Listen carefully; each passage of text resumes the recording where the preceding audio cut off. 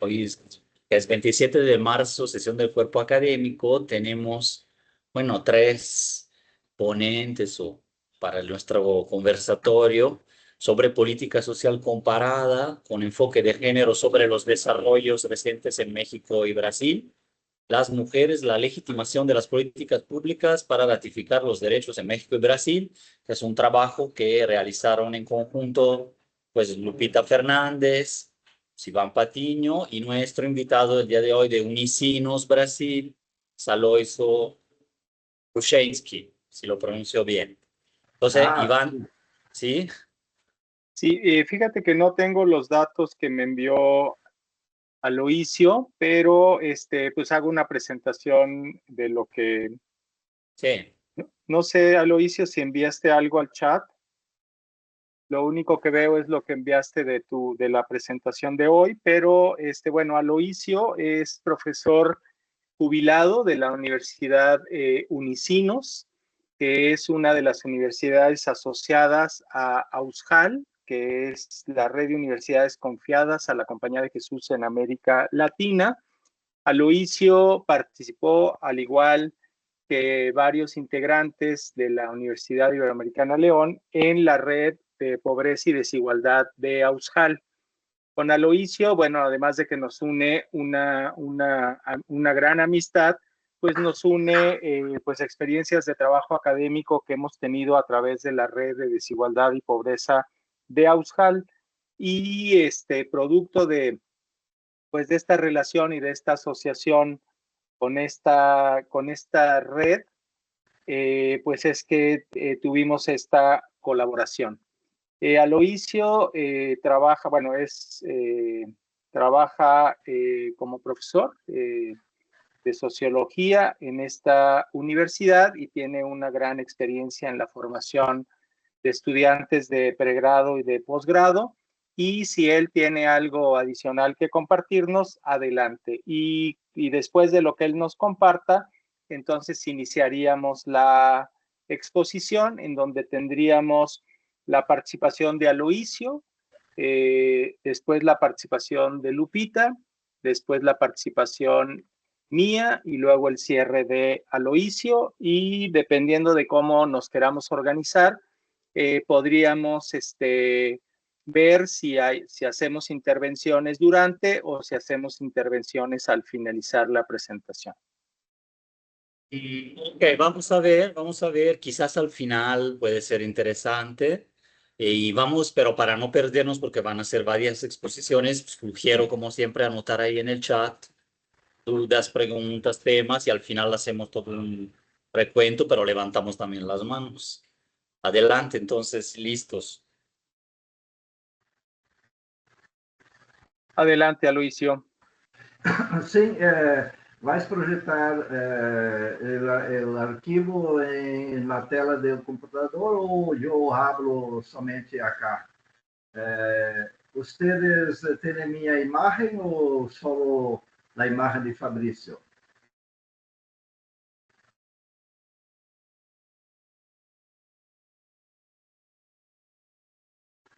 No se oye, Iván. Sí, está solo está mi imagen por la conexión. Las personas Ok. no están abriendo la cámara, pero pueden abrir cámara también. Pero no vemos, Aloisio, no te vemos. Pero Iván, vas a proyectar, Iván, la presentación. Bueno, el Word.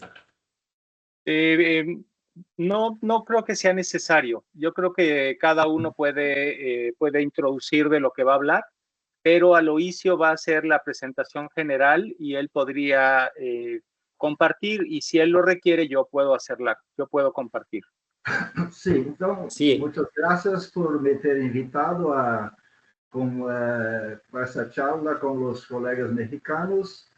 Sempre é muito importante diálogo sobre nossas investigações e, sobretudo, tema tão importante que são as políticas públicas e a questão de gênero em países latino-americanos.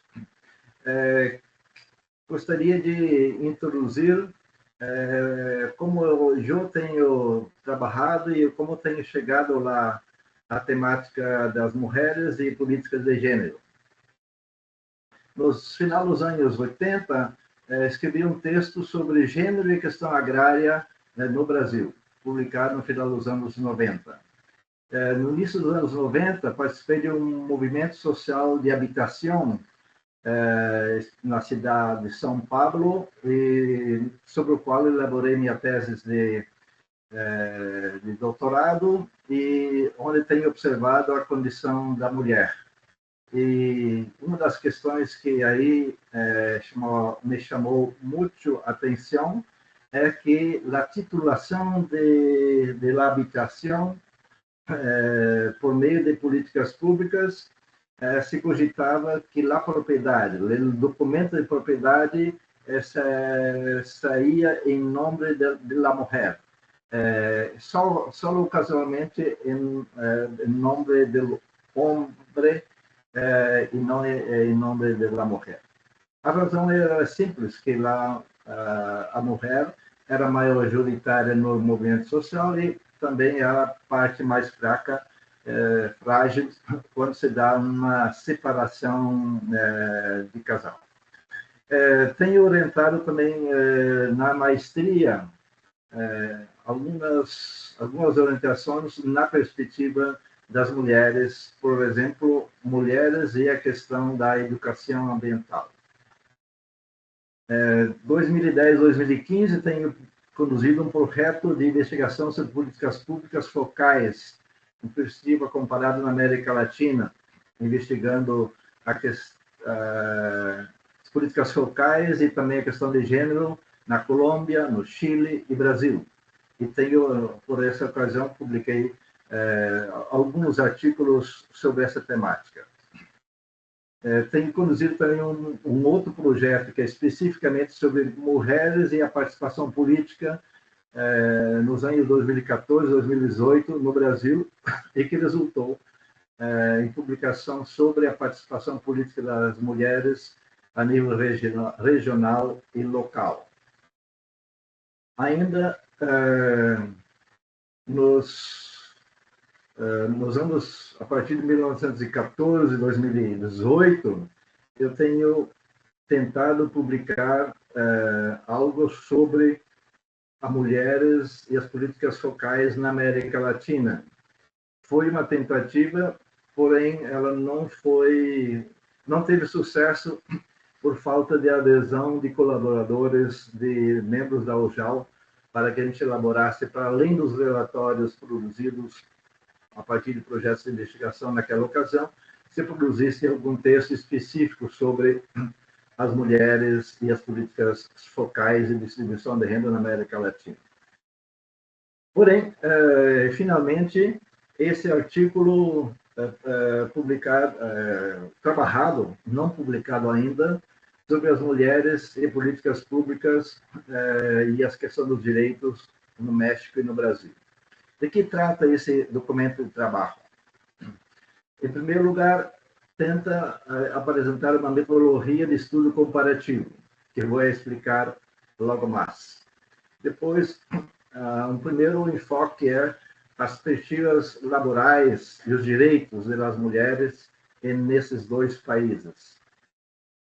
Depois, em terceiro lugar, como é que se desenha uma política pública sob o enfoque de gênero e os seus respectivos problemas nos países. Quais são as suas ambiguidades, contradições e as suas lacunas. Depois, em quarto lugar, a questão da persistente negação dos direitos de igualdade. E aí, claro, entra um dos temas muito importantes, que é a violência disparatada contra as mulheres no Brasil e no México. Com longa vigência dos direitos humanos, a questão de violência doméstica, violência familiar, violência no espaço público, a mulher tem sido o elo frágil. Em sexto lugar, quais são os ventos positivos de um bem-estar e de reconhecimento dos direitos das mulheres, tendo em vista o regime democrático? O regime democrático faz bem para os direitos das mulheres ou o regime democrático tem se apresentado insuficiente e frágil para dar conta da amplitude da agenda dos direitos humanos para as mulheres. Bom, tendo isso, esse é o nosso documento de trabalho, sobre o qual falaremos mais largo em seguida com Lupita, eu e Lupita e Ivan. A questão do enfoque conceptual de política social comparada. Existem estudos comparativos em diversas áreas do conhecimento, na ciência política, na literatura. Por exemplo, existem maestrias de literatura comparada, que compara a produção literária dos seus gêneros em países diferentes. Existe, portanto, uma variedade ampla de abordagens que nós podemos considerar adequadas para analisar as políticas públicas e as suas dinâmicas subjacentes quando se trata de compreender as políticas de combate à pobreza e as políticas que pretendem afirmar e reafirmar os direitos das mulheres numa nação. Essa situação dessa diversidade tem produzido, ao mesmo tempo, uma ausência de consenso a respeito da forma mais adequada de examinar os temas relacionados ao ponto de vista comparativo, também do que diz respeito comparar as políticas públicas de gênero. Os cientistas sociais, em termos gerais, investigam temas e fenômenos que mudam constantemente. As décadas se passam, os temas são nomeados de forma similar, mas a realidade e as formas de interpretação também se modificam. Quando se trata de estudos comparativos, é a tentativa de encontrar padrões de comparação, que pode ser uma comparação extensiva, comparação de casos, entre outros aspectos. Estudos comparativos sempre se dão por semelhança ou variáveis similares e constantes, ou estudos em comparação pela diferença ou contraste. Então, tanto se procura estudos comparativos pautar-se pelas variáveis similares ou pelos aspectos contrastantes na realidade do espaço investigado. Existem revistas científicas especializadas em estudos comparativos na América Latina. Existem alguns títulos em inglês, existem também outros em espanhol. Não saberia dizer se em português há alguma revista especializada, ao menos não tem o nome de estudos comparativos. Em espanhol, sim, há revistas cujo nome se denomina Estudos Comparativos em América Latina. Os estudos pelo método comparativo podem ser considerados como uma estratégia de investigação. Porém, isso não significa que estudos comparativos seja uma técnica de investigação propriamente dita para coletar dados da realidade. Para Sartori, que é um autor muito importante nessa área, o método comparativo objetiva a busca de similitudes e dissimilitudes, semelhanças e diferenças nos espaços ou na temática em comparação. Isso permite o quê? Permite selecionar propriedades, atributos de um fenômeno, ou agregar e subtrair atributos para aumentar a especificidade e também uma compreensão ampliada do fenômeno social em estudo. Estudos de comparação implicam em seleção de matizes prioritários para a análise, ou aglutinação de esforços para explicar fenômenos sociais, culturais, econômicos e históricos. E assim, se dá ou se abre espaço para compreender a variabilidade, assinalando similitudes e diferenças. Isso também é um pensamento de Sartori e outros autores. Ou seja, também para estudar variações concomitantes no fenômeno que está se estudando. Porque esses fenômenos não são estáticos, pelo contrário, eles são um movimento, eles estão é uma relação social em ação, em movimento.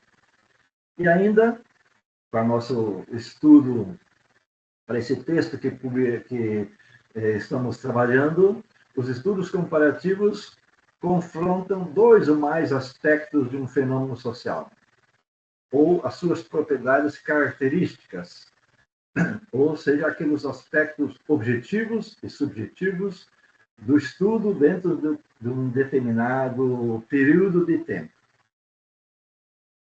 Assim se comparam de forma sincrônica e diacrônica políticas públicas, processos conflituosos, questões ambientais, instituições públicas ou sociais, movimentos sociais, entre outros fenômenos a serem investigados. Estudos comparativos transnacionais, como é o nosso caso, e muitos dos estudos comparativos em políticas públicas na América Latina são transnacionais, eles têm um papel importante no entendimento dos problemas comuns e nas formas de enfrentar os problemas detectados. E é dessa forma que os estudos comparativos também são de interesse não somente dos investigadores, mas também dos gestores públicos.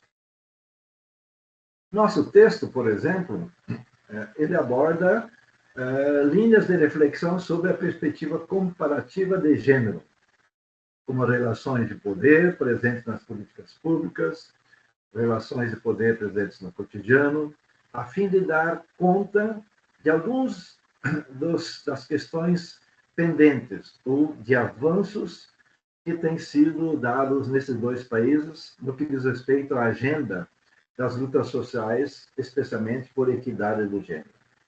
E, sobretudo, quais são as decisões no interior do Estado nacional, no interior das instituições, para que, efetivamente, nos anos recentes, possamos traçar algumas perspectivas de modificação do que diz respeito à situação das mulheres e à sua exclusão social e cultural. Dessa forma, nós referendamos a estratégia pela qual nós nos perguntamos pela existência de disputas sociais, eleitorais, disputas culturais, no campo onde se apresentam juízos de valor a respeito dos direitos humanos e dos direitos mais específicos de gênero. E, portanto, nesse espaço de conflito, atua uma gama de atores, que num cenário onde se formam ou se situam as mobilizações sociais coletivas em torno da agenda dos direitos. É importante compreender que a agenda dos direitos ela tem aí décadas de trajetória e o cenário que nós investigamos não nos permite afirmar que a agenda dos direitos só avança numa direção. A agenda dos direitos pode ter progressão, pode também ter regressão. E isso é uma ideia de Habermas, de que os direitos conquistados pelo Estado de Bem-Estar Social, elas podem ser revertidos tendo em vista as deliberações, seja dentro do Estado Nacional, seja no que diz respeito à legitimação das medidas de bem-estar social, das medidas adotadas para a implementação dos direitos humanos, no que diz respeito ao campo dos indivíduos ou dos cidadãos. As novas gerações podem não ter o mesmo apreço por direitos conquistados por uma geração que está envelhecendo.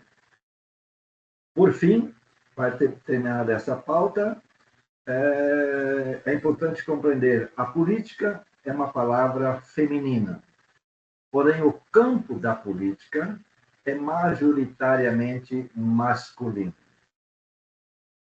Por isso, estamos dizendo que a questão de gênero e a questão das lutas femininas se põe faz muito tempo, porém, esse campo da política, onde se delibera, onde se faz a gestão das instituições que pautam as políticas públicas, ele é um espaço predominantemente masculino. É claro que no México temos o fenômeno de ter eleito uma presidente mulher, Cláudia Sheinbaum. No Brasil também tivemos, faz uma década, uma mulher presidente da República.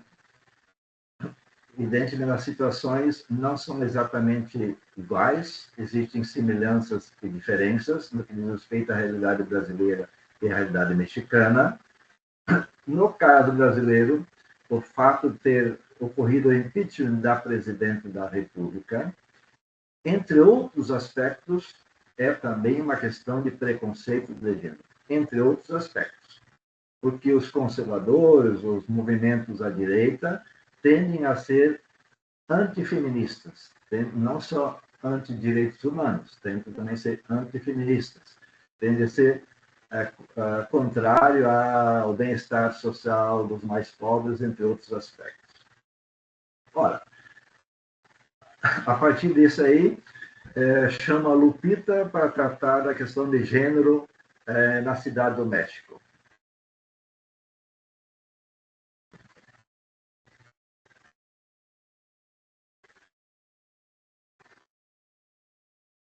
Es que no había prendido el micrófono. Gracias, Aloysio. Bueno, así Lupe, vas tú. Adelante. Perdón. Bueno, quiero contextualizar antes de continuar que este artículo que estamos aquí comentando es un artículo que está todavía en proceso de trabajo porque lo escribimos en la pandemia, ¿verdad? Entonces, pues lo que documentamos es en ese tiempo y estábamos como en ese inicio en los primeros años del sexenio anterior, ¿no? Entonces hemos querido, bueno, recuperar este artículo, queremos darle una actualización también y bueno, para que ustedes sepan también desde dónde estamos compartiendo en este espacio con ustedes. Lo que revisábamos también era cómo hay, digamos, grandes pendientes que pues todavía no se han resuelto y que también hay realidades que se han complejizado, por decirlo así, ¿verdad?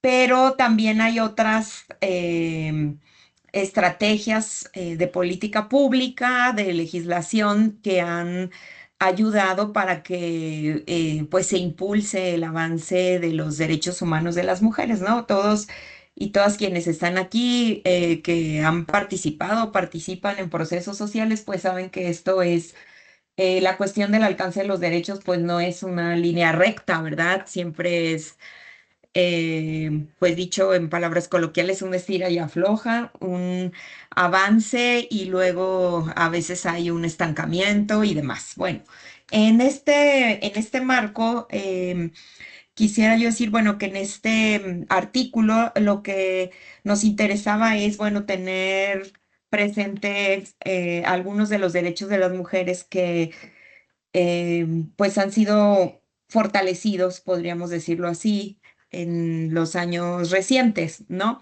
Haciendo una revisión como de los paradigmas anteriores, digamos en México, pues como sabemos, tuvimos una serie de gobiernos de determinado corte, más o menos parecido, y luego entró este gobierno con Andrés Manuel López Obrador, que era un de corte diferente, ¿no? Distinto. Alguien puede estar a favor o en contra, eso es otra cosa. Podemos considerar que era, digamos, una propuesta diferente, ¿no? En ese momento en el que cuando nosotros empezamos a escribir esto. Y entonces nos preguntamos, bueno, pues ¿cuál es la diferencia, verdad? En realidad, ¿se irán a resolver ciertos problemas históricos o no? ¿Qué podemos encontrar? Lo que escribimos y que compartíamos en ese texto es, bueno, cómo hay un paradigma de política pública para el impulso de los derechos humanos de las mujeres, que es Mujeres en el Desarrollo. Y desde esta propuesta que hacemos aquí, pues consideramos que en los gobiernos, en los sexenios anteriores, ese paradigma era, digamos, como más presente o más poderoso. Ya sabemos que no podemos generalizar, evidentemente estamos hablando del grueso del promedio. ¿Qué es esto de este paradigma de mujeres en el desarrollo? Es distinto de género en el desarrollo. Mujeres en el desarrollo se refiere evidentemente a que hay una serie de políticas que no consideran, o sea, no están elaboradas con perspectiva de género y de pronto se incorpora a las mujeres, ¿no? Vamos a dar unos créditos, vamos a considerar que las mujeres participen en este espacio que no participaban.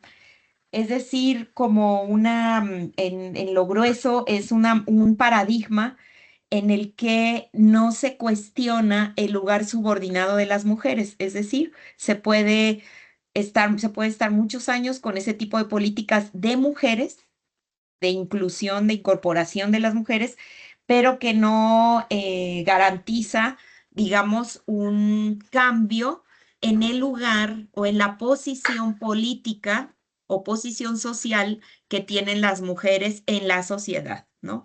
Entonces, puede sí resolver problemáticas de la esfera inmediata de la vida de las mujeres, pero no quiere decir que tenga un impacto en el lugar de las mujeres. Entonces, aquí esta precisión es muy importante porque si bien es importante resolver las necesidades prácticas, las necesidades inmediatas, pues eso no garantiza que la posición nuestra, la posición de las mujeres cambie en la sociedad. Entonces, de ahí, bueno, sí queremos decir que sí había una presencia y una preocupación sobre la realidad de las mujeres, o sea, no es que no existiera.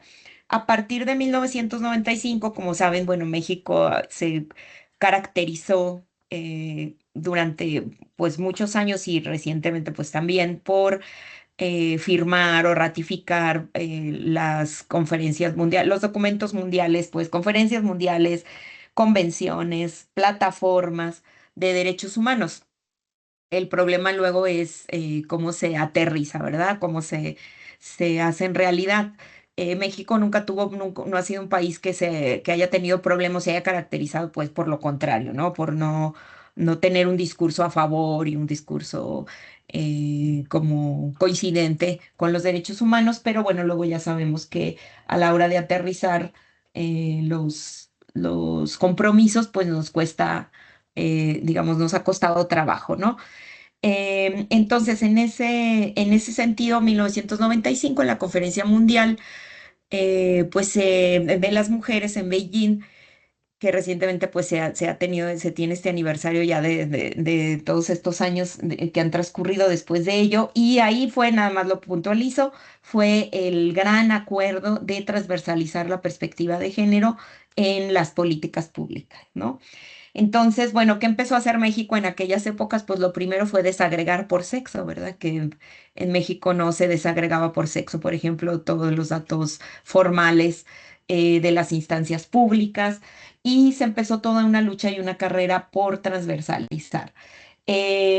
Podemos decir así en síntesis que pues los programas se caracterizaron entonces por lo que les decía, por la inclusión de las mujeres, aunque eso no es transversalizar.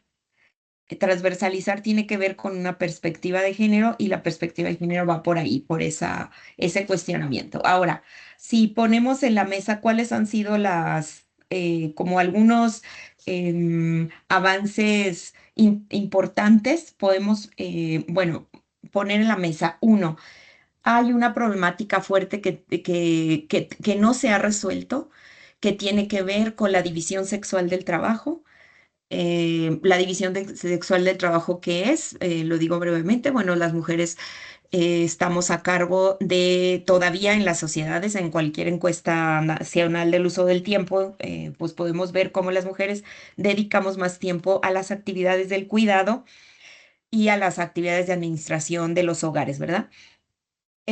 Mientras sistemáticamente en las sociedades, incluida, bueno, en este caso estamos hablando de México, los hombres se han hecho cargo del trabajo en el ámbito público, que es un trabajo asalariado, reconocido y demás, independientemente de la posición que se ocupe, con todas las carencias que podemos saber que tienen. Bueno, en ese marco, las mujeres, como en todos los países, a partir más o menos de los años 60, 70, las mujeres ingresamos al mundo laboral, ingresaron y seguimos ingresando al mundo laboral en una magnitud, en una dimensión en la que los hombres no han acabado de incorporarse al mundo doméstico, ¿verdad? Entonces, si vemos las cifras, pues evidentemente las mujeres estamos con muchas más horas en el trabajo cotidiano, aparte del trabajo que se realiza en el mundo, en el ámbito público, que las mujeres estamos en los dos. Entonces, para poder resolver la tensión, aliviar la tensión que significa el trabajo en el mundo privado, digamos, todo este trabajo de las responsabilidades familiares en los hogares, las responsabilidades de cuidado y las responsabilidades del mundo laboral, pues se requieren políticas de conciliación, políticas que tienen que ver con el cuidado. En los sexenios anteriores, en los años anteriores, en la política pública en México, el asunto del cuidado no había formado parte de la agenda de manera relevante, ¿verdad? Había esfuerzos, digamos, como, bueno, todo el asunto de las guarderías, las estancias infantiles y demás, ¿no? Algunas cuestiones laborales, algunos... que fuera también producto de una lucha de las mujeres, ¿no? El no pedir la prueba de no gravidez en los trabajos y demás. Pero ¿a qué voy en concreto? Bueno, pues la existencia en la agenda de los trabajos de cuidado no había estado presente como tal, sino más bien eran estrategias separadas, ¿no? Tratar de disminuir la brecha salarial. Todavía en México tenemos una brecha, ¿no? Que todavía no se cumple el trabajo igual y salario igual. Tratar de incorporar a las mujeres mediante estrategias de proyectos productivos o mediante estrategias de mayor capacitación o acciones afirmativas para mantener, por ejemplo, para evitar la deserción en las secundarias, en las prepas, mayor incorporación de las mujeres al ámbito universitario y bueno, pues toda la ruptura de los techos de cristal en el ámbito laboral, pues sí se llevaron a cabo varias estrategias, pero todas estas estrategias estaban, digamos, como separadas, ¿verdad? O más bien enfocadas en cada uno de los ámbitos. Sabemos que, por ejemplo, el mayor trabajo informal, o sea, en México tenemos un alto índice de trabajo informal, pero sobre todo si revisamos esa población, es fundamentalmente de mujeres. ¿Por qué? Pues porque las mujeres necesitan tiempos parciales. Sabemos que las trayectorias de las mujeres siempre están interrumpidas. ¿Por qué? Porque tuvieron a sus hijos, porque se enfermaron los padres, los adultos mayores, porque tuvieron un hijo o una hija con alguna discapacidad, etcétera, ¿no? Las trayectorias laborales masculinas son mucho más estables, mucho más lineales, ¿no? Las de las mujeres tienen quiebres. Bueno, frente a este mundo de lo público y lo privado, en cuanto a la vida de las mujeres del mundo laboral y el mundo de las responsabilidades familiares, pues las políticas casi se habían presentado de esta manera, ¿no? También había habido programas de transferencias monetarias de créditos, apoyos para proyectos de las mujeres, pero sobre todo, salvo algunas excepciones en la Ciudad de México, en otros lados, Oaxaca, en la que los proyectos de formación pues tenía que ver con oficios no tradicionales, ¿no? En la mayoría, si ustedes ven en cualquier política en las localidades, puede ser estados o municipios, pues eran mucho para que ponga una pastelería, un salón de belleza, reforzando un poco esto. También tenían la contradicción en los ámbitos públicos, decir, bueno, pues es que es lo que las señoras saben hacer, o sea, de que vamos a hacer un proyecto productivo con ellas de algo que no saben hacer. Y en otros lo decían, no, vamos a capacitar. Ustedes saben, en la Ciudad de México fue innovadora, fue de las primeras en las que empezaron a ver, se empezó a impulsar proyectos de formación desde el Instituto de las Mujeres en la Ciudad de México en electricidad, carpintería y demás, ¿no? Como otros oficios donde un sector de la población era atendido y podía tener estos proyectos productivos para mejorar la vida económica de las mujeres. Bueno, en concreto, en síntesis, en todos estos ejemplos que acabo de dar, pues no estaban planteados, digamos, de manera ¿cómo les diría? Como contemplada como una política de conciliación o como una política del cuidado, ¿no? Que es el origen de todo esto. Las mujeres estamos en toda esta complicación debido a que sobre las mujeres, pues está todo el trabajo de cuidado, ¿no? En México si se contabilizara el trabajo, si se contabilizara el trabajo en las cuentas nacionales, alcanza 2/3 del PIB el trabajo de las mujeres, ¿no? El trabajo de cuidado. Entonces, cuando escribimos el artículo, apenas se colocaba en la agenda este asunto de una agenda del cuidado, ¿no? Ha ido evolucionando, todavía es un pendiente, no hay, digamos, como todavía una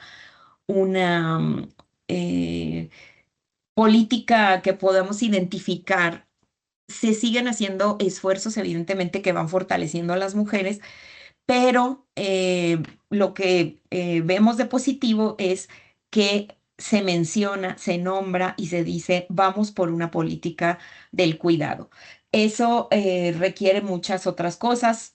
Por ejemplo, está ustedes recordarán lo de las estancias infantiles, que tuvo mucha contradicción porque había una serie de eventos de corrupción ahí que se hicieron presentes y que se frenó el presupuesto, ¿no?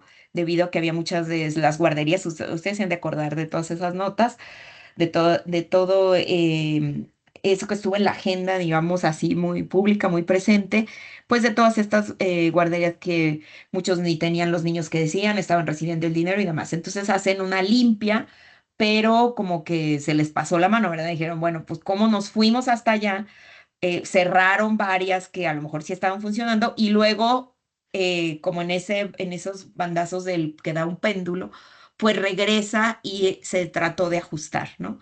Entonces, bueno, tenemos esas políticas, yo las llamaría sueltas, pero que no se articulan como una política conciliatoria articulada, pues sólida, y que desde mi punto de vista sí va para allá, porque por primera vez se está hablando de eso en nuestro país. Está en la agenda del Senado, está, digamos, en la agenda también de la Cámara de Diputados. Todavía falta, pero bueno, eso me parece que recupera un poco de todos estos esfuerzos de muchos sexenios anteriores y del reciente, en el que sí se consideró a las mujeres, pero sobre todo desde una política de mujeres en el desarrollo. Género en el desarrollo significa que las mujeres realmente tengan una solución para que puedan participar, una solución a las responsabilidades del cuidado para que puedan participar en la vida pública, al igual que sus compañeros, que los hombres que participan desde otro lado, porque nunca, nunca será lo mismo con toda esta carga del trabajo de cuidado y que aparte, esto no lo menciona, no lo escribimos, pero lo quiero decir, que tiene que ver con la carga emocional, que ya se ha documentado recientemente en muchos estudios y hay una carga emocional sobre toda la administración del hogar y de los cuidados y que está sobre todo afectando pues la salud mental de las mujeres. Eso por un lado. Luego, dos. O sea, todo el asunto de que se habla de las políticas de cuidado y que hay una agenda de las políticas de conciliación y de cuidado.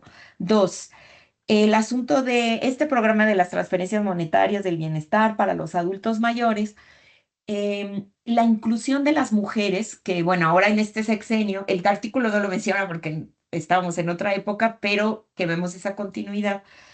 El asunto de la inclusión de las mujeres mayores tiene una relevancia a nivel nacional en un país, tiene una relevancia diferente porque no es como un programa para que emprendan, para que hagan un negocio, como que se había, o por ejemplo, todo el asunto también de las madres solteras o de las madres autónomas, pues, que se le llama ahora porque es un término más, digamos, inclusivo.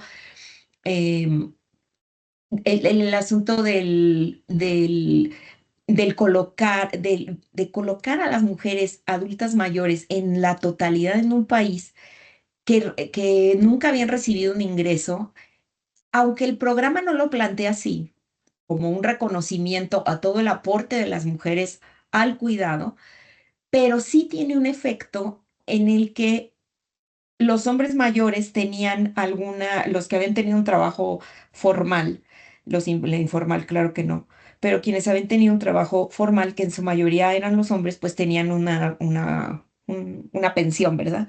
Pero las mujeres, pues no se podían pensionar del trabajo en el hogar.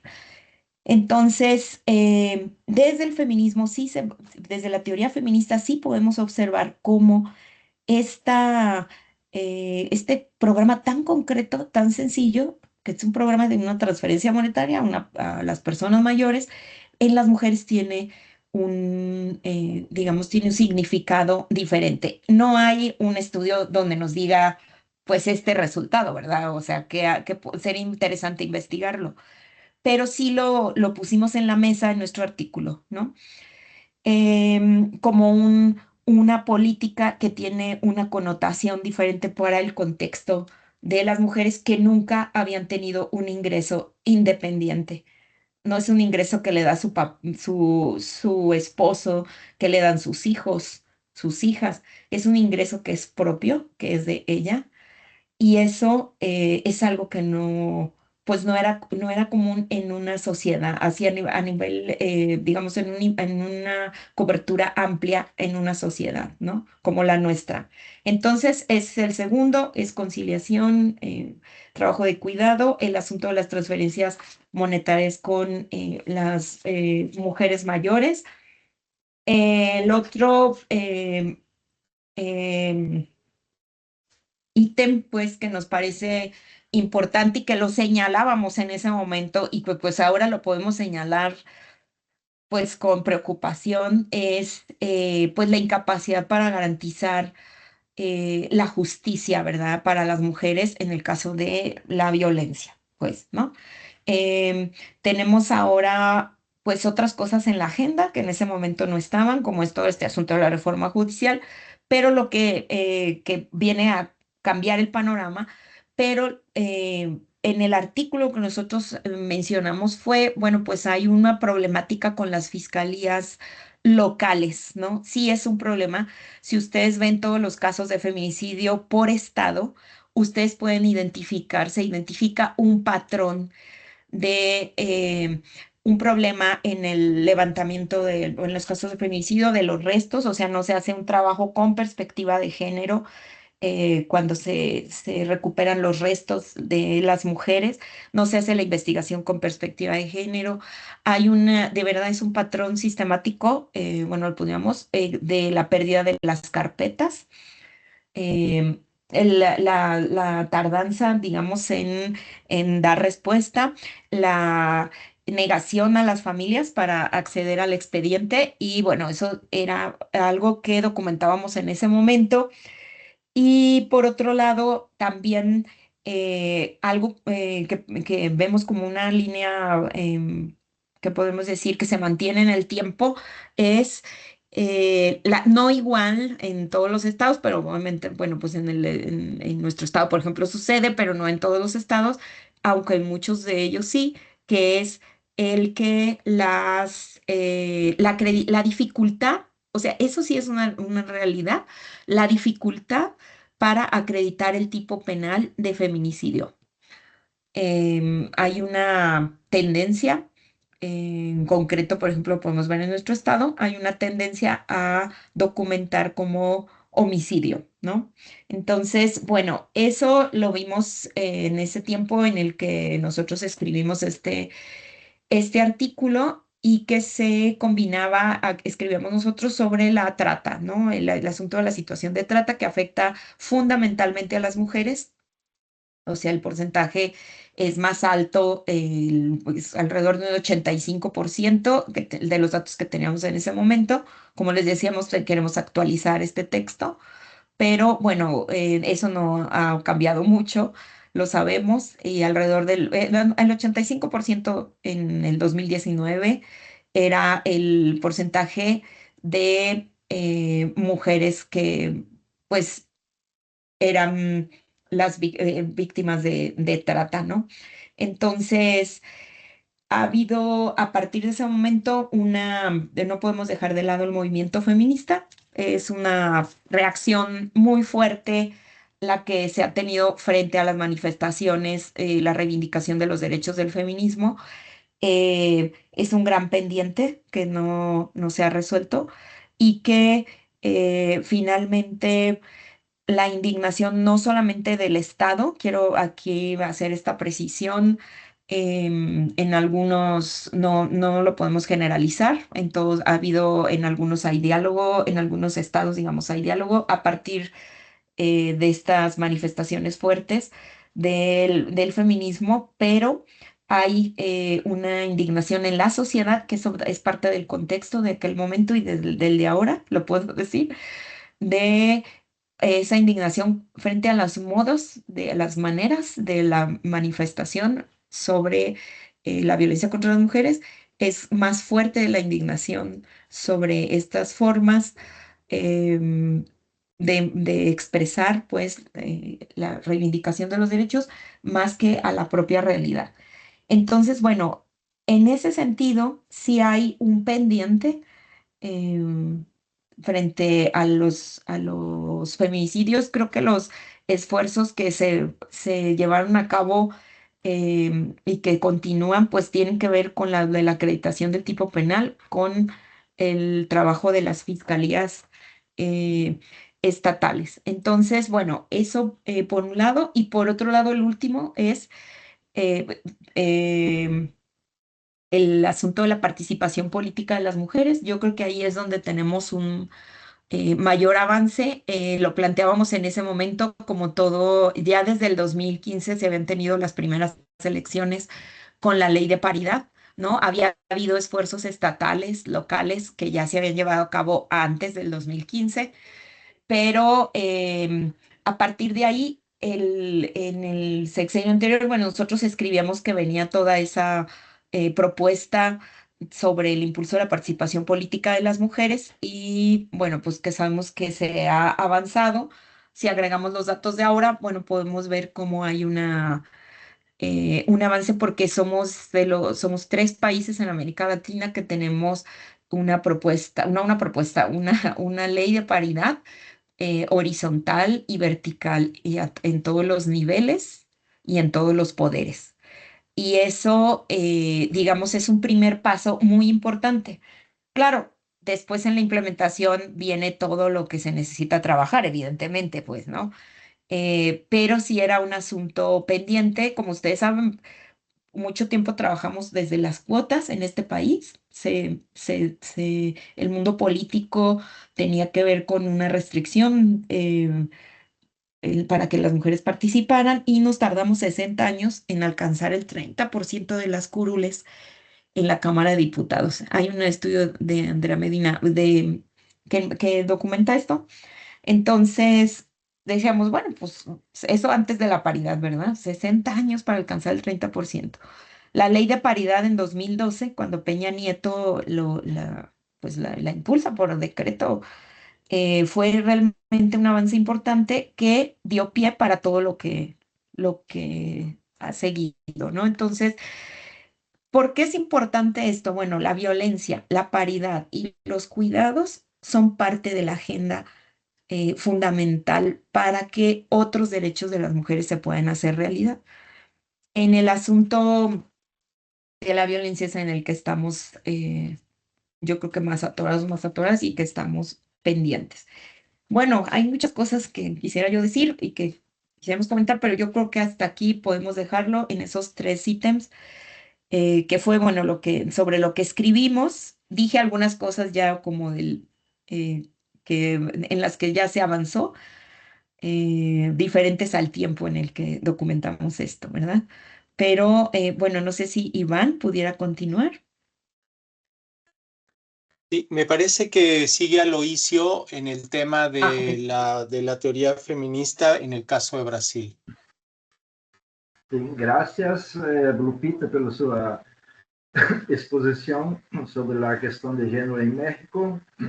Vou dizer breves coisas em comparação à realidade brasileira.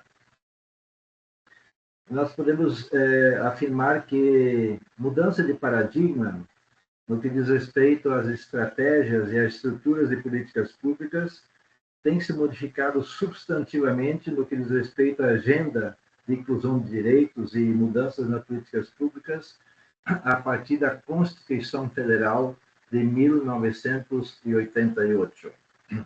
Esta é uma data muito importante para que demarca uma mudança, dá para dizer, radical no que diz respeito a uma legislação federal cujo cerne, cuja linha dorsal são os direitos. E, é claro, já também nessa Constituição, um enfoque transversal do que diz respeito aos direitos de gênero. Mais ainda, é claro que uma Constituição aborda muitos aspectos, porém, ela não é capaz de abranger todas as dimensões e todas as determinações e deliberações do que diz respeito aos direitos e às políticas públicas, em especial nas questões de gênero. Quanto à questão do trabalho no Brasil, claro, vige também uma divisão social do trabalho e a legislação prevê que, para a mesma atividade numa empresa, no setor público, há necessariamente o mesmo resultado, a mesma retribuição financeira, o mesmo ganho salarial. Esta é uma determinação já dos anos 90 no Brasil, porém, na realidade, existem ainda divergências quanto à prática desta dimensão no setor privado. Além disso, dentro do campo do trabalho, evidentemente, há também restrições da ascensão das mulheres para os campos diretivos. Nós podemos dizer que nas universidades, hoje, no pré-grado, as mulheres são a ampla maioria, ou seja, ultrapassaram os 50% faz alguns anos. Porém, os cargos majoritários nas empresas e nos órgãos públicos ainda são predominantemente masculinos. Então, de alguma forma, podemos esperar que nas próximas décadas o fato de termos uma população de formação universitária majoritariamente feminina também possa influenciar em mudanças no que diz respeito no campo do trabalho e no que diz respeito a assumir postos de comando, seja na iniciativa privada, seja na gestão pública.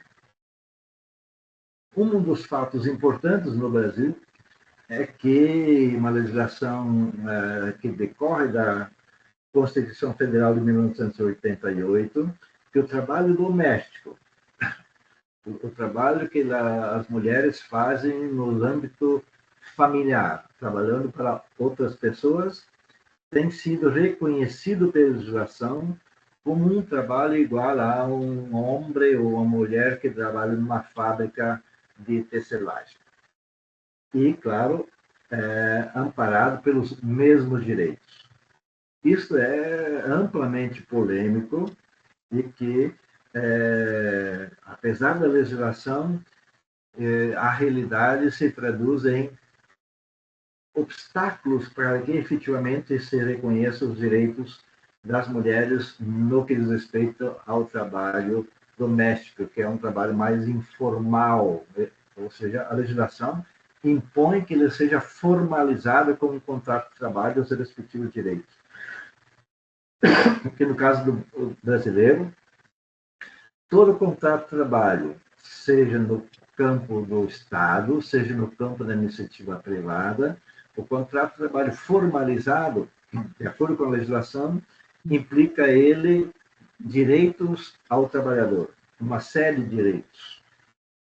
O que tem ocorrido na perspectiva neoliberal, no Brasil como em alguns outros países, a ótica neoliberal tem precarizado essa questão do contrato de trabalho e também da agenda dos direitos decorrentes deste contrato de trabalho.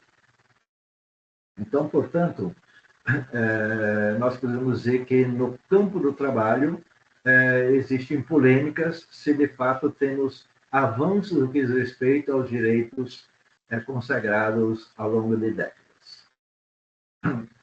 Exatamente porque, de um lado, existe um desemprego estrutural, um trabalho precário em ascensão. Aumentou muito no Brasil esse tipo de, que é o desemprego estrutural, ou seja, o sistema econômico de desenvolvimento não necessita aproveitar o conjunto dos trabalhadores e das trabalhadoras que existem em busca de um espaço no mercado de trabalho. E por isso mesmo que aumentou em muito o trabalho, os trabalhos precários, ou seja, a forma de produção da sua subsistência alheios à legislação que atua ou que regula o mercado de trabalho. No que diz respeito às políticas sociais, no Brasil, nas últimas 3 décadas. Essas políticas assistenciais já são conhecidas de longas décadas. Porém, daquilo que nós chamamos de políticas sociais, no sentido de atender expressamente e de forma deliberada setores excluídos da sociedade e do mercado de trabalho, existem diversas faces. Ainda nos anos 90, essa face começou a ser modificada, primeiro com distribuição física de alimentos, de outros subsídios para a manutenção alimentar, nutricional, habitacional das famílias. No transcorrer dos inícios dos anos do século XXI, as políticas sociais se modificaram no sentido de transferências monetárias diretamente aos ditos beneficiários. E, claro, majoritariamente, inclusão das mulheres nessas respectivas políticas. É o caso do Bolsa Família, é o caso do programa Oportunidades no México. Então, essas transferências monetárias, elas são nominais e elas permitem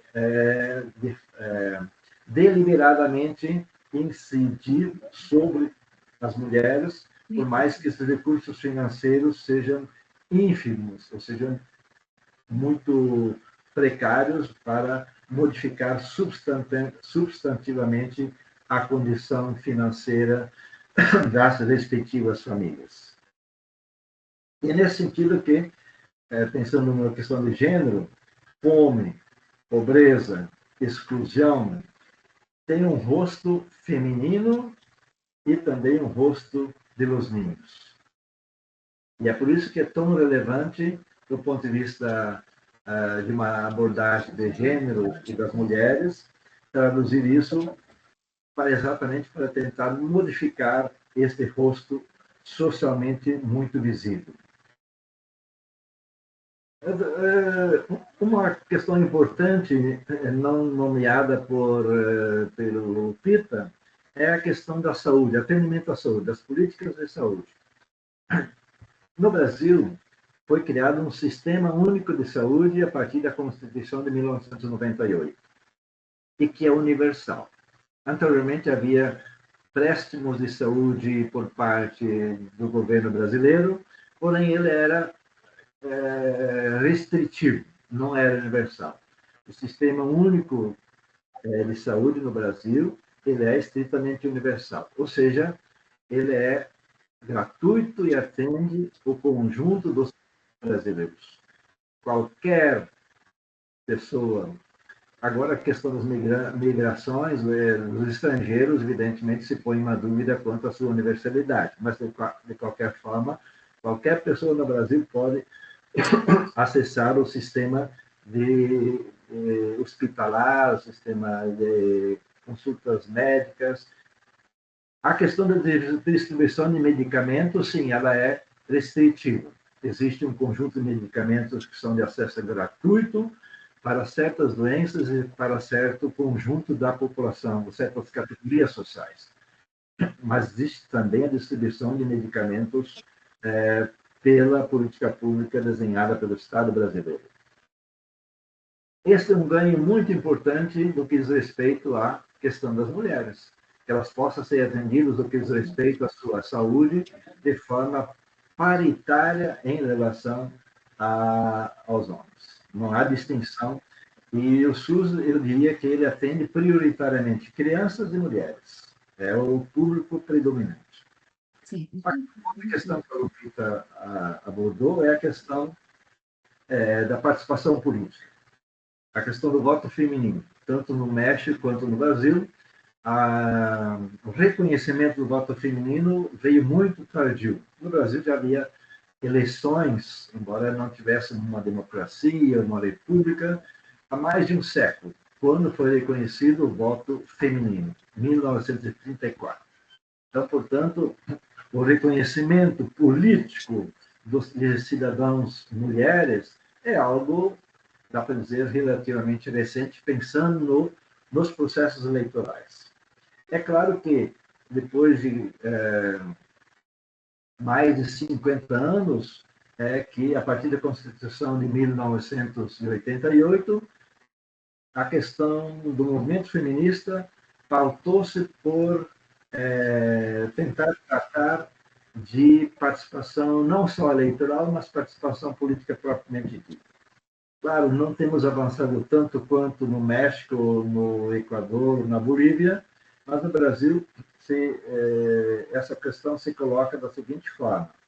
Nos anos 90 do século passado, se estabeleceu que nos pleitos eleitorais todas as siglas partidárias devem estabelecer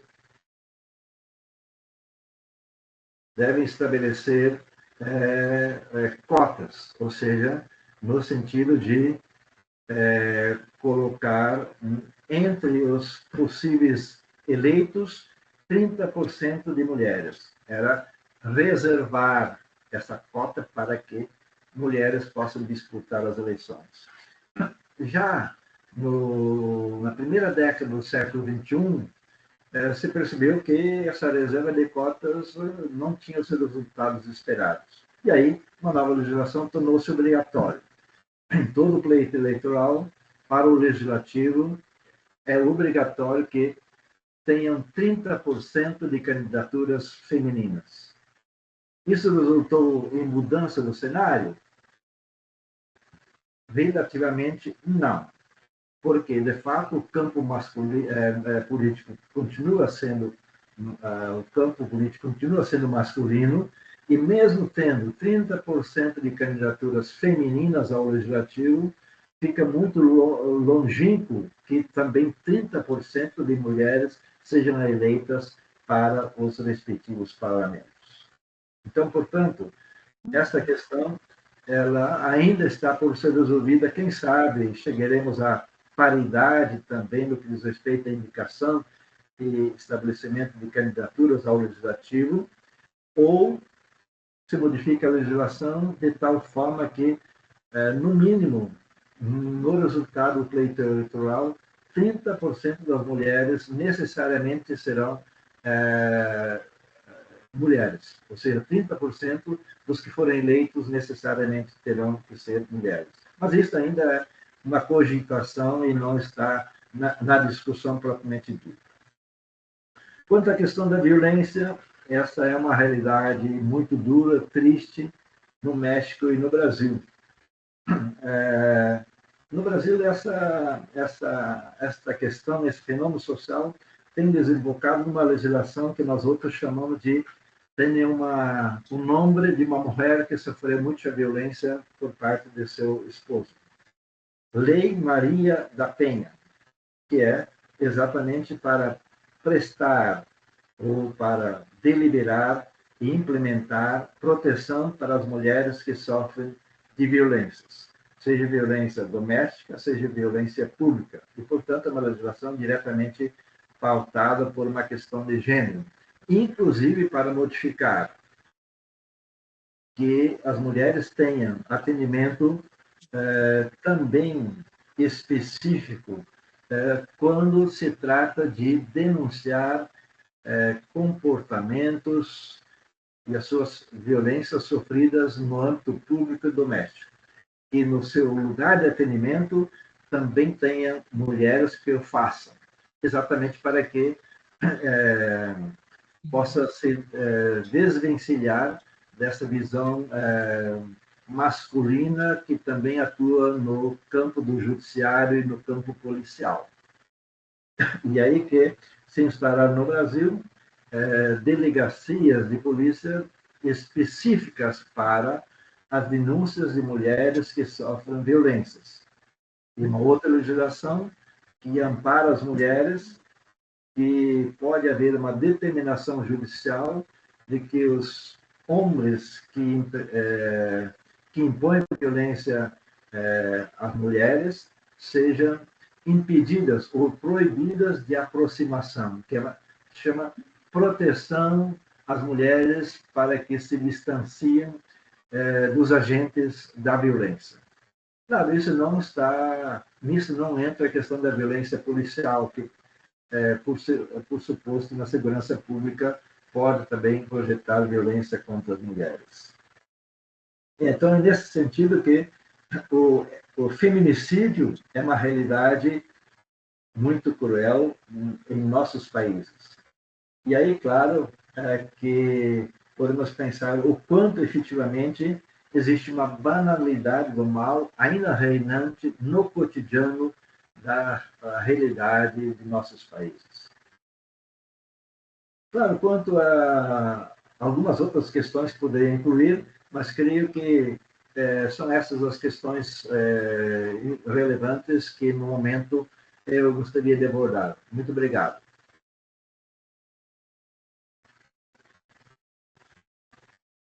Muchas gracias. No sé si se me escucha bien. Sí, gracias, Sí. Aloisio. Iván, si quieres dar tú, no sé si sería ya como la última participación para luego dejar a las preguntas o... Sí, sería, entiendo que ya Aloisio estableció sus dos partes pendientes, ¿no, Aloisio?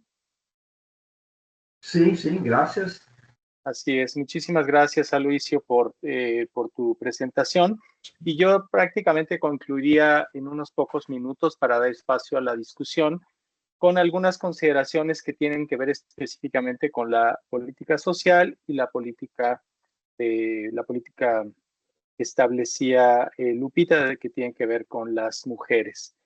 Como sabemos, todos y todas en estos dos últimos periodos de gobierno, uno que ya culminó y otro que está en proceso, pues hay como una disputa de dos proyectos políticos muy claros, que además son similares en América Latina, que tiene que ver con el proyecto neoliberal y el proyecto democrático participativo. De acuerdo con diversos autores, también como conocemos y hemos trabajado en este mismo cuerpo académico, pues hay toda una, digamos, cada uno de los proyectos políticos va construyendo o deconstruyendo en términos, o sea, va construyendo o deconstruyendo su institucionalidad. Y esa institucionalidad que construye o deconstruye, pues determina también los esquemas de riesgo y los esquemas de desigualdad que se viven en cada uno de los países. En el caso mexicano es muy claro que ya con el triunfo de López Obrador en el año de 2018, pues hay un cambio o un giro en lo que sería el régimen de bienestar, que aún es incompleto, pero que sí ya vislumbra algunas visiones distintas en la construcción de la política pública y de la política social en particular. De alguna manera hay un rompimiento con esta política implantada o impulsada por los organismos financieros internacionales que tienen que ver con la focalización y las transferencias monetarias condicionadas hacia una política que ya venía construyendo su acuerdo político y académico, es decir, su coalición desde principios de los años 90, que tenía que ver con el universalismo básico. Pues en ese sentido, hay todo un esfuerzo por ir rompiendo esta política focalizada que aún permanece en algunos aspectos de la política social mexicana, pero que ha ido dando pasos hacia la universalización. Esta visión, que por otro lado es incompleta, y ahorita vamos a ver que es doblemente incompleta, recuperando todo lo que nos expuso Lupita, que tiene que ver con las dificultades para romper con la institucionalidad anterior. Para todos y todas es conocido como, en este régimen, podríamos decirlo, que tiene continuidad en este sexenio que tiene que ver con la cuarta transformación, pues se ha decidido no modificar el pacto fiscal, es decir, no ha habido una reforma fiscal que grave a los grandes contribuyentes, sino que se ha decidido como mantener el pacto fiscal como lo teníamos antes. Digamos, hay un cierto esfuerzo por aumentar la recaudación, pero no hay visos de que el pacto fiscal se rompa para tener mayores recursos para que esta universalidad pretendida sea posible.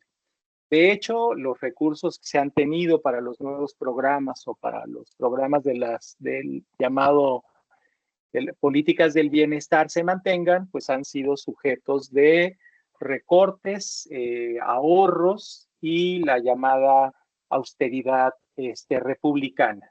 En muchos de los casos, y en donde coincido con ciertas críticas al respecto, pues tienen que ver con ciertos recortes más a nivel de rosa, tumba y quema de las prácticas campesinas del sureste, que con cuidados en el sentido de dónde podría haber regulación en los gastos gubernamentales, ¿no? Entonces, digamos que tenemos estas contradicciones en el sentido de querer modificar la estructura y el discurso con respecto de la universalidad o la universalización de ciertas políticas sociales, pero no hemos podido romper con ciertas institucionalidades que permiten que la toma de decisiones pudiera ser mucho más efectiva con respecto de la cantidad de recursos disponibles para el ejercicio de estas políticas. Entonces, tenemos, por ejemplo, algunas otras dificultades que tienen que ver con los poderes fácticos, o sea, todos y todas sabemos que en digamos que los regímenes anteriores eran regímenes, digamos, compactos, muy claros con las élites. Digamos, aún en este cambio en este cambio de gobierno e inicio de un posible nuevo régimen, hemos tenido dificultades para atender los retos que nos suponen las élites que todavía siguen vigentes. En ese sentido, las élites económicas y otros poderes fácticos que tienen que ver, por ejemplo, con los medios hegemónicos de comunicación que imponen que imponen y proponen narrativas específicas también contrarios a este nuevo régimen, ¿no? Entonces, en algunos casos se han podido dar pasos y que pueden ser discutibles y que digamos, puesto sobre la mesa en este mismo cuerpo académico que tiene que ver con el caso, por ejemplo, del Poder Judicial, ¿no? Pero digamos que hay dificultades para poder generar cambios más contundentes en esta política social.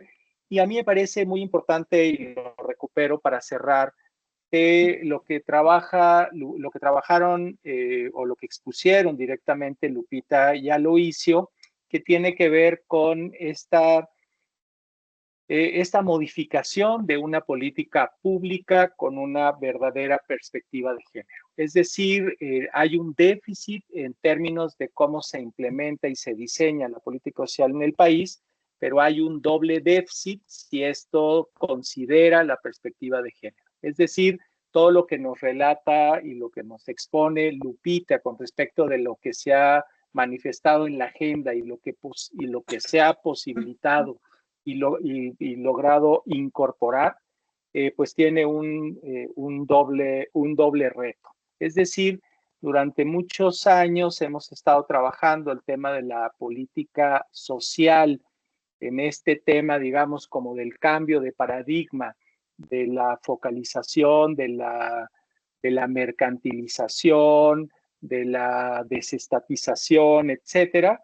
Y ahora, pues digamos, con este análisis que se genera en este trabajo, pues nos viene un doble déficit que tiene que ver con toda esta perspectiva. Es decir, la construcción y la verdadera incorporación de la mujer en esta política, pues es un doble reto que tenemos que enfrentar como, en este caso, como país y como países.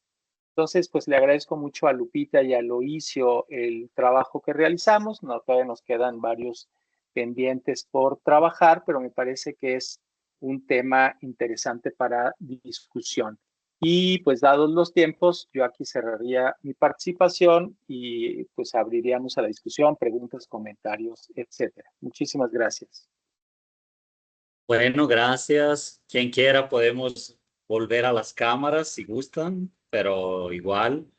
Y muchísimas gracias a Aloisio, Lupe, Iván, muy profundo pues el análisis y qué bueno que lo volvieron a actualizar, al menos en la exposición, porque pues la coyuntura cambia, pero las líneas de lo que han venido contando son de larga data, son más estructurales también, por eso son interesantes independientemente de que si se redactó en pandemia y ya después con cambios de gobierno, pero me gusta esa continuidad. Ojalá pronto esté publicado para leerlo o revisarlo. Y entonces, bueno, como líneas generales, eso. No sé si hay ya manos, alguien que quiera intervenir, levantadas. Yo había escrito aquí, más bien de mi parte, algunas cuestiones que las estoy retomando para ver aquí, esperen que por eso las escribí, para tener que podrían detonar. Pero si alguien más ahora quiere preguntar, intervenir, comparar, yo había notado algo que me gustó porque a veces vemos el método de la metodología, el método comparativo, sí se estudia, se trabaja, pero se ve como algo muy complementario y no como central. He visto pocos proyectos de investigación en la Ibero León que plantean el método comparativo o la metodología de una manera central, ¿no? Por ejemplo, aunque sí se hacen comparaciones, creo que es diferente, ¿no? Entonces, Aloisio, si en ese punto se puede ahondar más sobre cómo elegir los casos de la comparación, por ejemplo, y, y cómo a veces a lo mejor no, sí, sobre todo la elección de casos y las temporalidades puede ser importante para terminar esa parte de la metodología. Y déjame ver, porque aquí el chat va en las sesiones de atrás, se expande la inteligencia, estoy buscando lo de ahora. Y una pregunta para todos era esta, sí. ¿Qué condiciones estructurales, reformas, cambios culturales hacen falta en la coyuntura Brasil-México actual para que realmente se alcance esa paridad, pero con participación e incidencia de las mujeres en la vida pública, que lo mencionaban? Entonces, un poco como balance de lo que sigue, la parte metodológica comparativa y... cómo aún con en México 50% de los cargos elegidos mujeres, con presidenta mujer, pero también que lo mismo pasó en Brasil, aunque los cargos son el 30% y no el 50%, pero cómo eso impacta o no impacta en la lucha, o sea, eso descafeína o reduce la lucha social porque se piensa que ya se logró algo, porque los gobiernos de izquierda a lo mejor no tienen movimientos sociales tan aguerridos, o se entran dentro de esa lógica. Entonces son como estas tres cosas, ¿no? El método, la parte de cómo siguen las luchas a futuro y esto de si esa mayor presencia de mujeres se va reflejando todavía en un seguimiento de la lucha o no. Bueno, estas son como mis tres preguntas. Si quieren con esta rondita responder y quien quiera ahora puede anotarse así adelante, quien quiera primero, no sé si Alois o quieres decir algo al respecto y Lupe levantó la mano también. Y si quieres, Aloisio, tú y luego lo de la paridad, yo lo puedo decir. Iván, no sé. Gracias, Fabrício, por su formulación. Es un placer hablar con ustedes sobre este assunto. A questão do método comparativo, do ponto de vista metodológico, mesmo na ciência política, onde ele é majoritariamente reconhecido dentro do campo das ciências sociais, eu diria que ele não é um método majoritário, mas também não é um método complementar. Efetivamente, autores que trabalham com estudos comparativos tomam essa perspectiva como a sua perspectiva. E é claro que essa perspectiva comparativa no campo das ciências políticas, ela atua tanto por que não dizer, tanto com o que diz respeito a questões estatísticas quanto questões qualitativas. E comparam diferentes aspectos no que diz respeito à sua similitude quanto às suas dissimilitudes. No tempo e no espaço, e que, dessa forma, tornam, para esses autores que utilizam esse método comparativo, a sua perspectiva analítica. Embora, como disse lá no começo, ela não é uma técnica de coleta de dados. Ela é uma perspectiva analítica utilizada nesta ciência.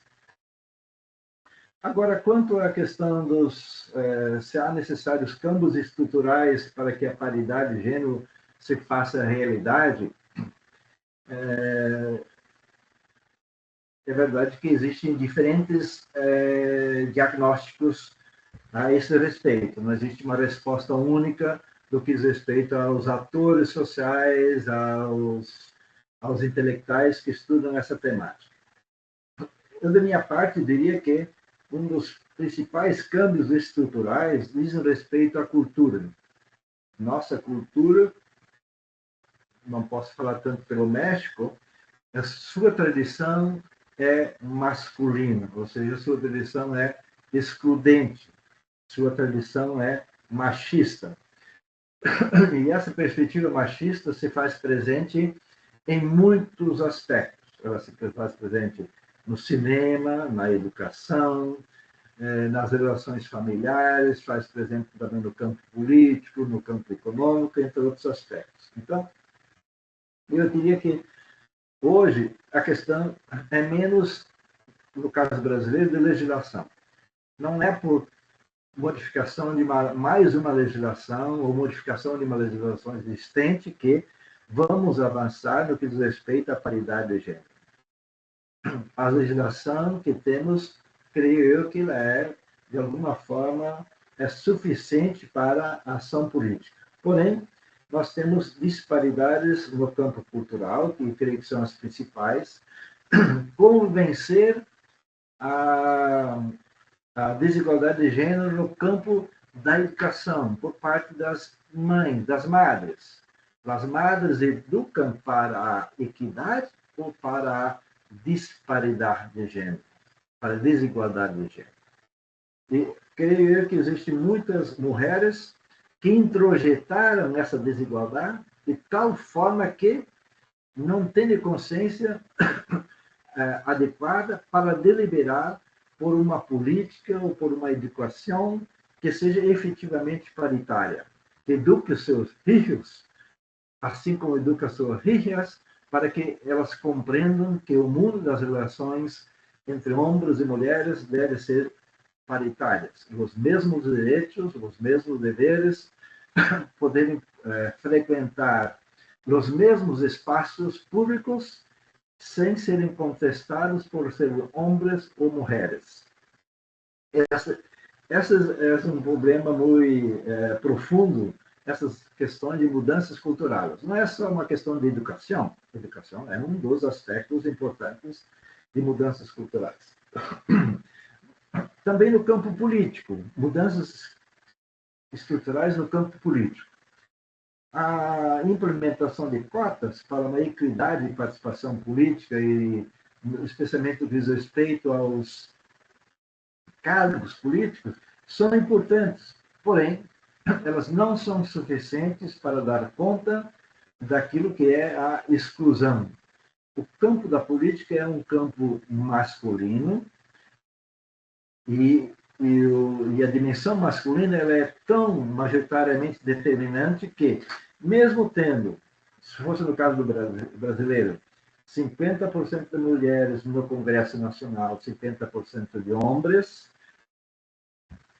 ainda assim, momentaneamente, não teríamos uma equiparação no que diz respeito aos cargos de comando, de deliberação, de poder efetiva no Congresso Nacional.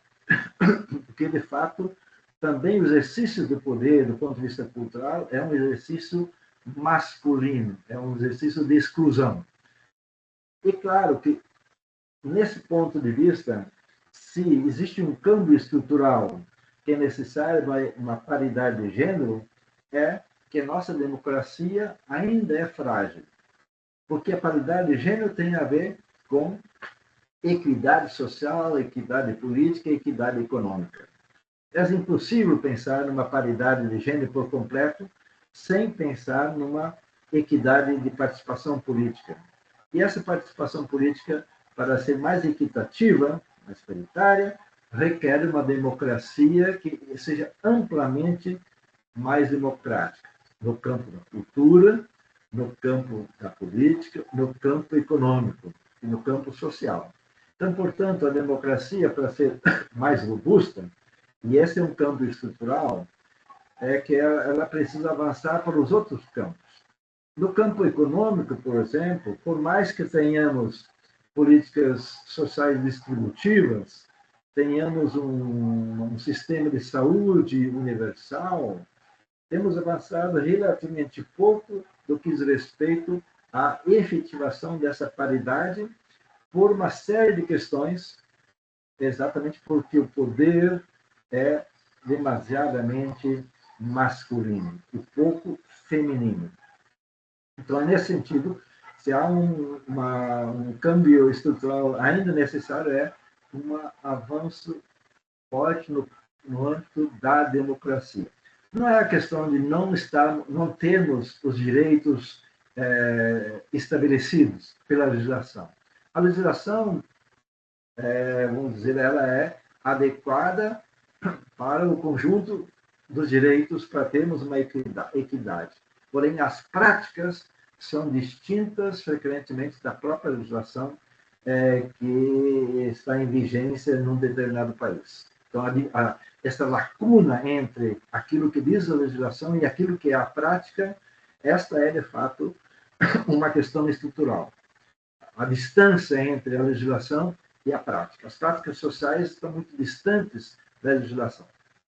É isso que eu queria dizer nesse momento.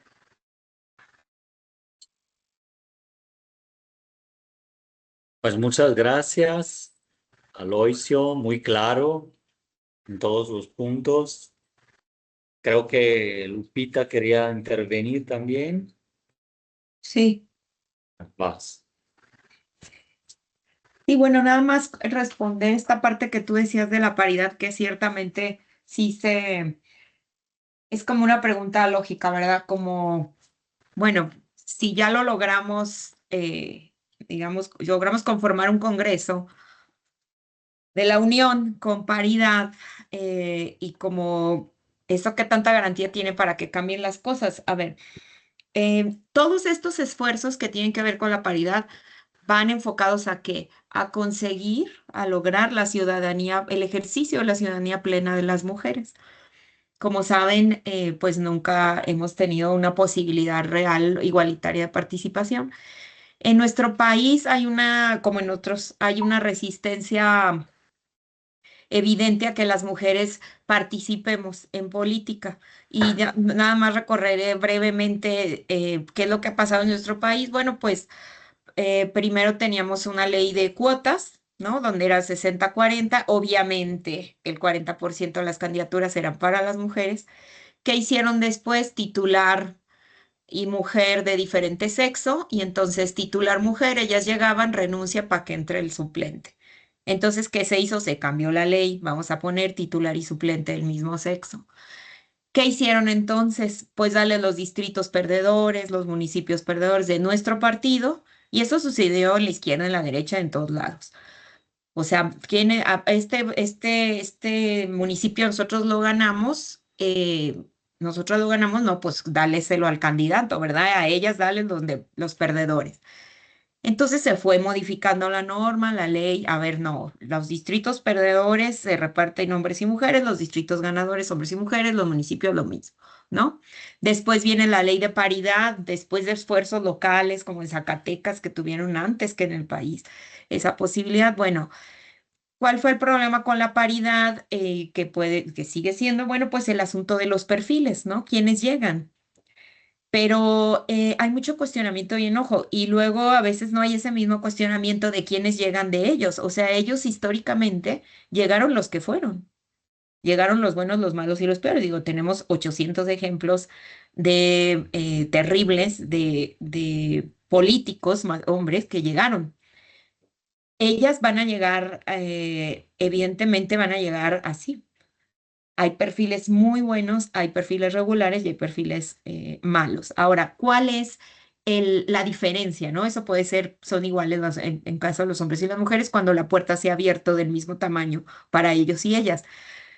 ¿Qué pasa con las mujeres? Bueno, los partidos tenían, antes de la reforma esta de la paridad, antes incluso todavía anterior, tenían 2% para el impulso del liderazgo político de las mujeres, así se llama, ¿no? Y entonces se hizo una reforma y pues se aumentó al 3%. Y ya sabemos, ¿no? ¿Para qué utilizaban? Primero, ¿para qué utilizaban los recursos? Pues compraban computadoras, pintaban el techo, en un partido compraban mandiles. Hay 4,000 anécdotas de eso. Ok. Se va a vigilar que el 3% se utilice para la formación de las mujeres. ¿Qué hicieron? Contrataron despachos, personas que no estaban en el tema, pues para contratarlas, y finalmente lo que menos importaba era el impulso de cuadros para formación de cuadros. Esas dificultades las tenemos. Sigue habiendo. Ahora, ¿cuál es la importancia de esto? En México, ¿por qué sí podemos ver un panorama, digamos, positivo en este sentido? Uno, la ley es necesaria, no garantiza, ya llegaron las mujeres y no hay una garantía. No, exactamente, así es. La ley es un asidero que necesitamos, la ley se necesita, es de dónde nos podemos agarrar para este ejercicio del derecho. Uno, o sea, el derecho a la participación. Dos, los cuadros que llegan. Las mujeres, si llegan mujeres que no tienen una agenda feminista, no va a modificarse nada, no va a cambiar nada. O sea, sí se necesitan mujeres con perspectiva de género y que tengan una agenda feminista. Van a llegar las que no lo tengan, sí, pero tienen derecho a llegar. O sea, puede llegar cuando se promovía el voto a las sufragistas, Alice Paul, una sufragista estadounidense, le preguntaron, oye, ¿por qué, pero van a llegar las mujeres que pueden votar incluso a favor de que las mujeres regresen al hogar o pueden votar en contra? Y ella decía, bueno, no sé cómo van a votar las mujeres, pero yo lucho para que voten, porque tienen derecho a votar todas. Entonces, bueno, acá el asunto es, ¿tienen derecho a llegar a candidatearse, a ser votadas? Sí. La ley de paridad permite que esto se dé en condiciones de igualdad. Ahora, en México, como en Ecuador y Bolivia, tenemos una ley avanzada en el sentido de que la paridad va a ser vertical. Es decir, cuando se ponen las listas es hombre, mujer, a nivel de los distritos, de los municipios, o sea, es en todos los niveles y en todos los poderes. Eso forzosamente tiene un cambio, porque abre la puerta. Ahora, ¿qué trabajo tenemos que hacer? Pues sí hay un trabajo no solo en los partidos políticos, sino también desde la ciudadanía, las universidades y demás, en formar, evidentemente, para el ejercicio de la ciudadanía, para la participación política, pero sobre todo, bueno, para el impulso de una agenda feminista. Entonces, yo creo que ya los discursos de la meritocracia van quedando atrás, se va aceptando la paridad, ¿no? Y el que esté ahora ya en la ley, lo de la igualdad sustantiva, que eso es reciente, pues también nos va a fortalecer. Eso sí, sí ayuda. Ahora, si hay un trecho y hay una distancia, imagínense, o sea, cuando se hace la ley, pues después todo, hay que hacer un montón de cosas para que aterrice. Pero si no tienes la ley, pues no tienes dónde colgar la política pública. Entonces sí se necesita esta reforma legal. Y bueno, tenemos la Cámara de Senadores y son más, en el Senado son más mujeres, en la de diputados y diputadas son más hombres, un punto porcentual, pero está paritario, digamos. Y pues es eso, el ir formando, como decía Loisio, pues sí, es que esto es un cambio cultural, pero la ley empuja, ¿no? La ley empuja a que esto se dé. De otra manera, voluntariamente siempre dirían, México no está preparado para que las mujeres participen, que era el fabuloso argumento que siempre daban, ¿no? Entonces, así las mujeres pueden ir y entrando. ¿Va a haber de todo? Pues sí, como siempre hubo de todo de ellos también. Que necesitamos los mejores hombres y las mejores mujeres en la palestra pública, ¿verdad? Entonces, bueno, pues desde el feminismo, pues hay todo un trabajo. Feminismo me refiero no al movimiento en la calle únicamente, sino en la academia, en los partidos políticos, en la función pública, pues se necesita formación y el cambio cultural es muy lento, obviamente, pero la ley lo empuja, desde mi punto de vista. Este cambio, pues hace que las mujeres estén ahí y que se les haya abierto la puerta, que es una deuda histórica, ¿no? Las mujeres tienen derecho a ser votadas y a participar. Oye, ¿qué agenda traen? No trae una agenda feminista. Bueno, pues vamos a trabajar para impulsar esta agenda feminista con las políticas que sí estén comprometidas con esto y la ciudadanía también tendrá que ir viendo pues con quién puede ir haciendo esa alianza, ¿verdad? Una consideración, luego a niveles más acotados, más puntuales, lo mismo siempre se ha dicho de cualquier derecho, claro, más grave en tema de derechos de las mujeres, pero también se decía lo mismo con el salario, con las horas, las 48 horas todavía están ahí y diciendo no están preparadas las empresas, no se puede, es ineficiente, cuando ya prácticamente, no sé, 80% de los países de la OECD y del mundo en general, o sea, hace 50 años o más que tienen eso, pero tú todavía estás así, incluso dentro del partido o del oficialismo, ¿no? Hay personajes así que es como tú dices, mujer sin enfoque de género o sin algún conocimiento, ¿no? O feminista puede estar ahí y pero es bueno que esté, de todos modos, como dices. También hay laboristas y sindicalistas en el Congreso que Ujú. parecen estar totalmente del otro lado. Es decir, Exactamente. como siempre ha habido de parte del sindicalismo, digamos así, falso, charro, etcétera, etcétera, etcétera, ¿no? Pero bueno, quitando la referencia, ¿no? Aquí hay algunos apuntes de Otón. No, sí, que vayan a la par, me parece el cambio de régimen, de reglas del juego, pero también con los pequeños logros, no tan pequeños en realidad, eh, legales, ¿no? Y de participación, etcétera. O sea, van a la par, yo creo. Finalmente es una lucha muy compleja, como decía Loiso al inicio, y hasta con retrocesos también. Pero bueno, ahí va. Botón levantó la mano.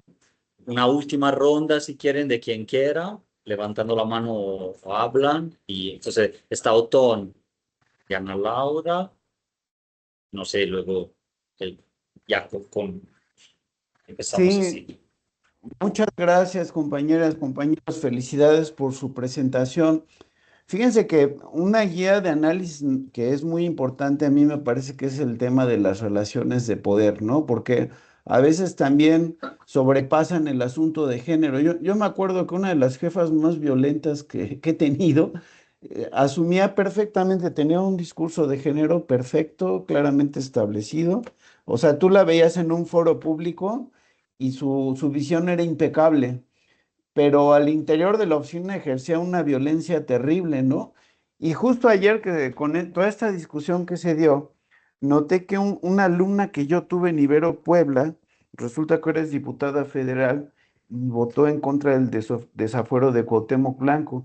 Y el perfil era más o menos similar, o sea, el discurso, el speech era bien estructurado, que parecía lógico, pero es cómo es que se convalida, ¿no? Y creo que una pregunta, por ejemplo, con lo que pasó ayer es qué tipo de relaciones de poder se llevaron en las bancadas para que hubiera esa votación, ¿no? Entonces, yo creo que no basta con asumir un discurso superficial feminista, simplemente hacer un cambio estructural y cultural en donde obviamente pues todos los géneros participemos en cuestiones de equidad. O sea, la paridad muy bien, pero es así como casi las raíces, el primer paso de un cambio que ojalá pues vaya germinando y dando resultados en 30 años, ¿no?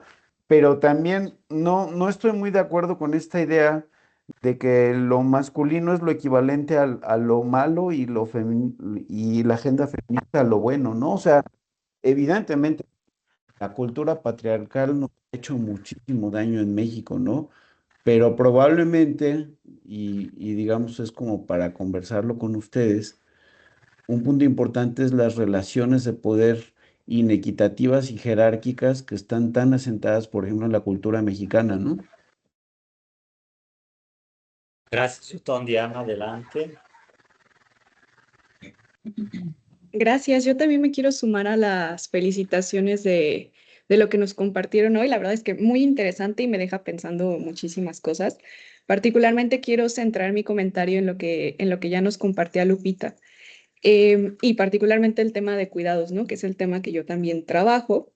Y coincido mucho en que afortunadamente todo se está moviendo hacia esta agenda, ¿no? De cuidados y he estado como muy al pendiente de cómo se va construyendo desde la agenda pública, la política, la gubernamental y demás.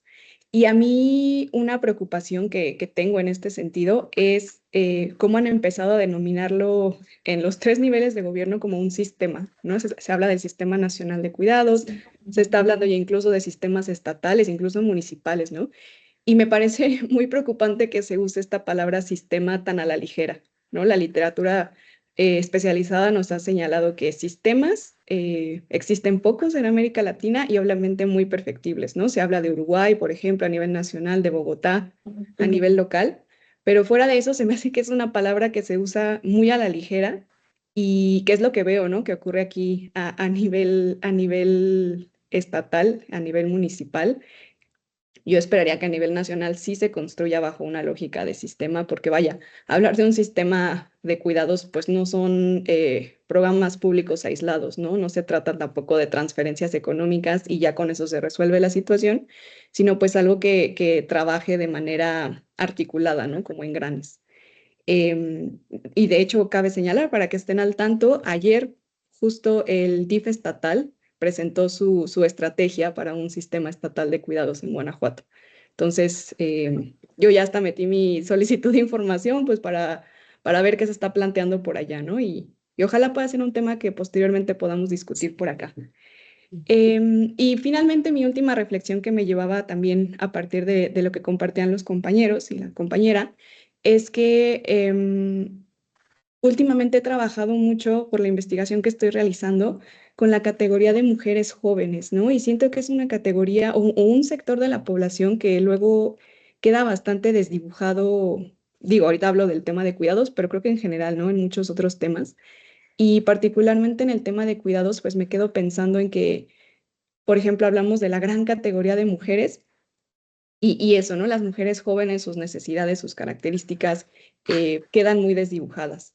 Y luego cuando hablamos de jóvenes, siento que inmediatamente nos vamos a pensar en jóvenes pues, masculinos, ¿no? Que van a la escuela, que están como construyendo esta trayectoria laboral y que nuevamente las mujeres jóvenes quedan como muy desdibujadas en estas discusiones, ¿no? Entonces, pues nada, solo también traer a la reflexión este concepto o este grupo de la población. Gracias, Diana. Va Iván. Y sí, sin falta, hay que armar algo más específico con las compañeras que puedan aportar más, porque bueno, yo voy un poco a la superficie y aprendo más bien para que se arme después algo al respecto. Pero bueno, mientras dejo la palabra a Sí, Iván. sí, muchas gracias. Sí, yo creo que hay muchos aspectos del cambio de paradigma en el régimen de bienestar que hay que revisar, que mucho se da en función de las coaliciones tanto ideológicas como políticas. Es decir, sí llama la atención, ya lo ponía Lupita ahí, el tema del salario mínimo, que era casi un tema tabú durante más de 30 años en el país y que, bueno, a diferencia de Brasil, que lo tuvo antes que nosotros, y que sin embargo, pues se pudo dar el salto. Ahora viene como la batalla, y ya lo mencionaba Fabricio, incluso con resistencias internas del partido en el poder, que tiene que ver con la modificación de la jornada, ¿no? Entonces hay temas que a veces explicable o inexplicablemente uno dice, bueno, eso debería pasar sin mayor problema, pero toca muchísimas estructuras de estas relaciones asimétricas de poder. Entonces, pero bueno, también hemos sido, o los que somos un poquito más, o los que tenemos más años, o las que tenemos más años, pues hemos visto cosas que nos parecían increíbles o que nos, daban quebradero de cabeza en décadas anteriores, ¿no? Y que ahora vemos que es posible que sucedan. Entonces, bueno, yo creo que también hay que estar como atentos, atentas, hay que ser críticos, críticas y ver cuáles son las agendas que vamos impulsando para que los cambios que todavía tenemos pendientes se den. A mí lo que realmente me deja este texto es digamos, como esta dimensión multiplicada de pendientes que tenemos con respecto a la política social. Es decir, en muchas ocasiones la hemos mirado de manera parcial y yo creo que esto que empuja Lupita, empujan muchísimas mujeres, pues nos dan un doble pendiente y un doble trabajo, ¿no?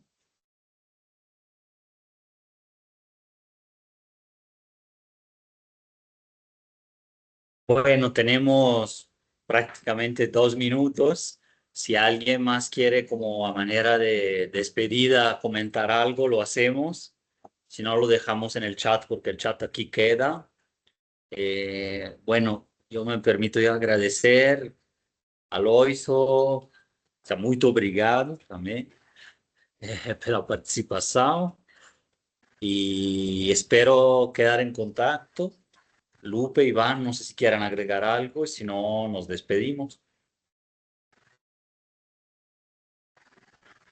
Sí, pues nada más que, como decía Diana, que hablaba de, por ejemplo, esta categoría de mujeres jóvenes, o por ejemplo, podemos pensar en las mujeres del campo, ¿no? Que es, o sea, hay muchas categorías muy ausentes, ¿verdad? Hay otras más presentes en nuestro entorno y en los estudios también. Pero sí es, digamos, una rama de reflexión y de investigación que tenemos que traer más frecuentemente.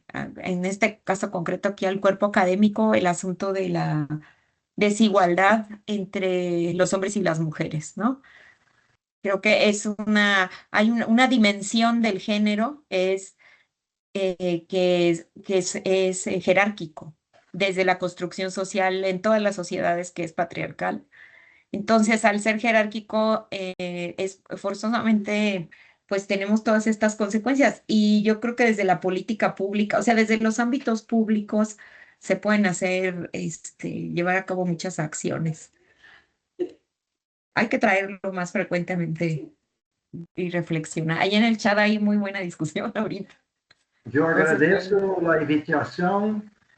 Creio que os companheiros últimos têm levantado aspectos muito importantes, mas que não há tempo agora para maiores reflexões.